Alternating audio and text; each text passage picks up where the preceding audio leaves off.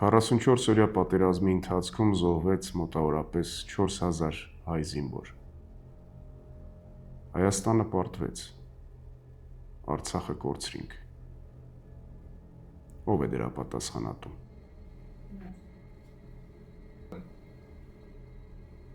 Բայց ինձ միայն չի հետաքրքրում, թե ով էր մեղավոր։ Ինձ ավելի սարսափելի հարց է հետաքրքրում։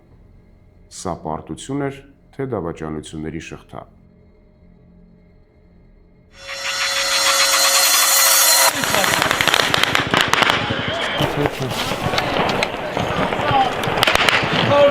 Да? Нормально, все.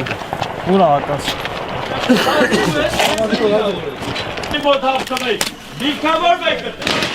Ребята, отбиваются.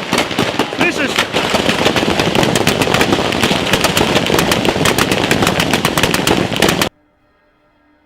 Այս հարցը ուղիղ եթերների ժամանակ չէր հնչում։ Այս հարցը հնչում էր խրամատներում, երբ կապն այլևս ընդհատվել էր, երբ հրամաններ այլևս չկային, երբ օգնություն այդպես էլ չեկավ։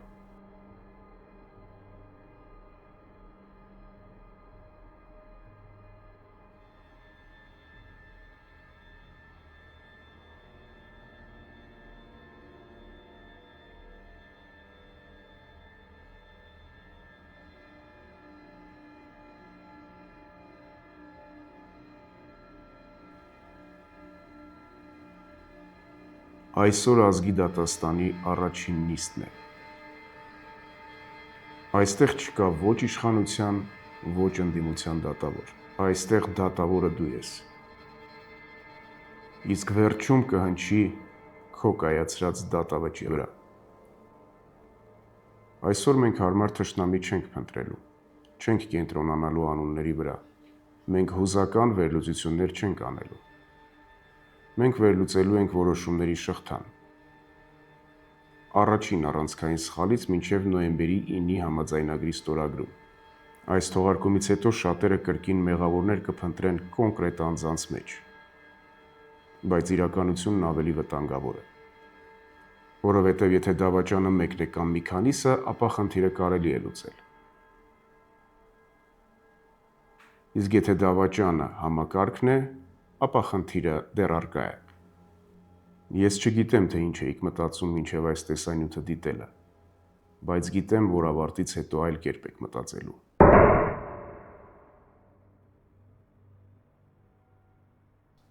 Սկսենք մի փաստից, որը հայ հասարակությունը մինչև հիմա դեռ չի մարսել։ Պատերազմը սկսվեց ոչ թե 2020 թվականի սեպտեմբերին, այլ ավելի վաղ, եւ ես կարող եմ դա ապացուցել։ 2020 թվականի հուլիս, Տավուշի մարզ։ Ադրբեջանը հարձակվում է, Հայաստանը հետ է մղում։ Եվ բոլորը որոշում են, որ սա հաղթանակ էր եւ հաջորդ խոշոր հարձակումը այլևս չի լինելու։ Բայց Տավուշը միայն հաղթանակ չէր, Տավուշը ծուղակ էր։ Որովհետև լոկալ հաղթանակից հետո հասարակությունը եւ համակարգը որոշեցին, որ թշնամու հաջորդ քայլերին պատասխանելու են նույն տրամաբանությամբ։ Տավուշի դեպքերից մինչև սեպտեմբեր ընկած ժամանակահատվածում քանի դիրք ամրացվեց, քանի անօդաչու սարք գնվեց, քանի պահեստազորային վերապատրաստվեց։ Որովհետև ինչ-որ մեկը որոշել էր, որ պատերազմ չի լինելու։ Սա առաջին մեղադրանքն է, ոչ թե կոնկրետ անձի դեմ, այլ այն մտածողության ու այն համակարգի, որը Հայաստանում ապրել է 30 տարի։ Մեզ այլևս չեն դիպչի, որովհետև մենք 94-ին հաղթել ենք։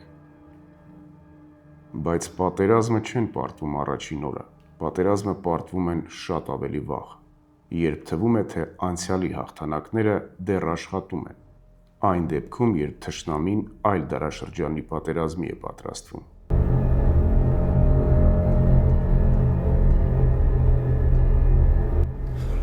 Որևէ մեկը վեճ զոհավ, վեճ կորուստավ, վեճ վիրավորավ թող չուսացել։ Պատերազմն հայտարար, պատերազմն ստնական։ Մեր պատիվը մեր հայրենիքի նկատմամբ, մեր պատիվը մեր սերունդների նկատմամբ պիտի կատարի։ Պատերազմի առաջին օր, սեպտեմբերի 27։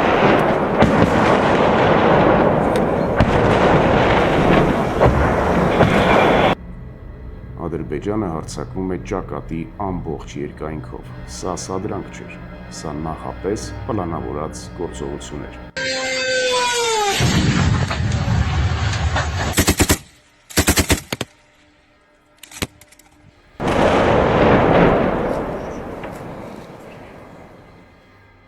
Հարցը հետևյալն է. արդյոք հայկական հետախուզությունը գիտեր այդ մասին։ Եթե հետախուզությունը չէր զգուշացրել, ապա սա լուրջ տապալում է։ Եթե հետախուզությունը այնուամենայնիվ նախազգուշացրել էր, ապա սա իշխանության տապալումն է։ Երկու տարբերակներն էլ ծանր են, բայց երկրորդը ավելի սարսափելի։ Մեր անձնակազմը եղել է Հադրութում մինչև Հադրութի անկման վերջին օրը, այսինքն եթե Հադրութը ամսի 11-ին պաշտոնական տվյալներով, մեր պաշտոնական տվյալներով եղել է Ադրբեջանում, Ադրբեջանի կազմում, կարելի ասել իր զորամիավորումների վերահսկողության տակ, ապա մենք մինչև ամսի 10-ը այնտեղ ենք եղել, երբ որ կնքվել է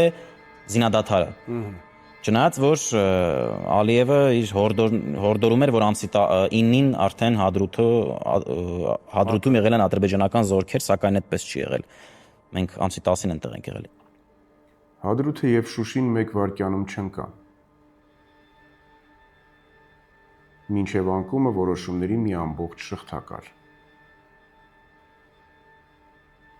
Սխալ կամ միտումնավոր սխալ հրամաններ։ Քաղաքը նախ կորցրինք որպես կառավարման ստրատեգիական կենտրոն, իսկ հետո արդեն որպես տարածք։ Երկրորդ վկան մարդ չէ, երկրորդ վկան փաստաթուղթ է 2020 թվականի նոյեմբերի 9-ը։ Մի ստորագրություն եւ երկրի քաղաքական իրականությունը գլխի վայր շուռ եկավ։ Բոլոր վեճերը հանգում են մեկ հարցի. արդյոք ընտրության հնարավորություն կար, բայց իրական հարցը կհնչի այլ կերպ։ Ինչու ընտրությունը հենց այդպիսին էր ու հենց այդ պահին։ Պաշտպանական կողմը կասի, որ նա այլ ընտրանք չուներ։ 25,000 զինվոր մնալու էր շրջափակման մեջ։ Մեղադրող կողմը կպատասխանի. այլ ընտրանք կար, այն պարզապես չօգտագործվեց։ Դատավճիռ 44-օրյա պատերազմում բանակը չպարտվեց։ Պարտվեց ժանգոտ ու փտած համակարգը, որը 30 տարի ապրում էր հնացած պաթոսով ու միֆերով։ Այդ համակարգը ախտահարեց դպրոցը, հասարակությունը ու ժողովրդին ստիպեց հավատալ, թե իբր անցյալի տրիումֆը կարող է պաշտպանել ապագան։ Հետո եկան նորերը ու տեղի ունեցավ սարսափելին։ Փրկչի քողի տակ մսխեցին ամեն ինչ ու կոտրեցին այն, ինչ մնացել էր։ Արժե համակարգը։ Հետո պարտության համար սկսեցին մեղավորներ փնտրել, որպեսզի այդ նույն համակարգը պատասխանատվության չենթարկվի։ Եվ այդ համակարգի գինը վճարեցին կոնկրետ մարդիկ, կոնկրետ կյանքերով։ Իսկ հիմա գլխավոր հարցը. եթե այս դատավարությունը իրական լիներ, ում առաջինը կկանչեիր որպես մեղադրյալ դատարանի առջև ցուցմունք տալու։ 1991 թվական Հայաստանը ստացավ անկախություն։ Բոլորը տոնում էին։ Ոչ ոք մանրատառը չէր կարդում։ Ես կարդացել եմ։ Բաժանորդագրվեք։ Հաջորդ նիստը մեկ շաբաթից։